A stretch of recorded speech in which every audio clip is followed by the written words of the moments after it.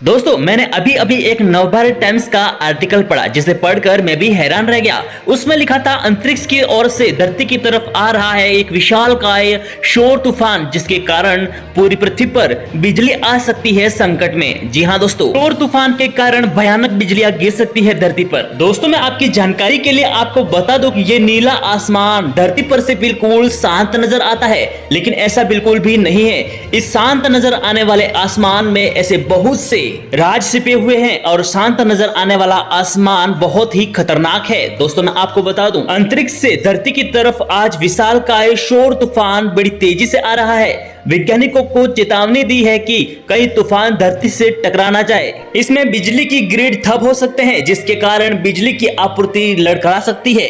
शोर तूफान यानी सूर्य से निकला हुआ वो भाप होता है, वो गर्म बवार होता है जिसके अंदर मैग्नेटिक और इलेक्ट्रिक पावर होता है, जिसके कारण धरती पर भयानक बिजलियां कड़क सकती है। कभी कभी शोर तूफान भयानक रूप ले लेते हैं जिसके कारण पूरी तबाही मचा देते हैं। अंतरिक्ष से धरती की तरफ शोर तूफान बहुत तेजी से आ रहा है। अमेरिका वैज्ञानिक चेतावनी दी है कि इस तूफान से सीधे टक्कर हो सकती है।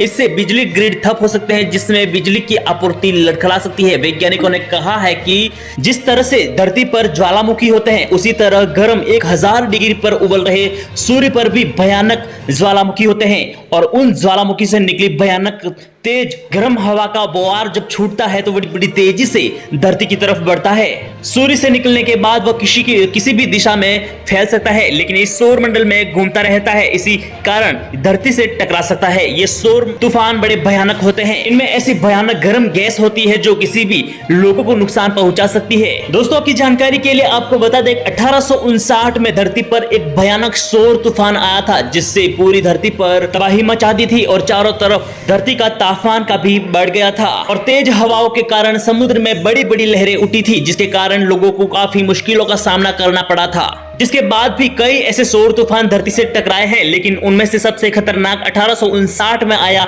शोर तूफान था, जिसके बाद में मामूली से तूफान धरती से टकराए हैं, लेकिन उनमें ज्यादा कोई नुकसान नहीं हुआ है। लेकिन इस बार एक बार फिर से धरती पर शोर तूफान का खतरा मंडरा रहा है।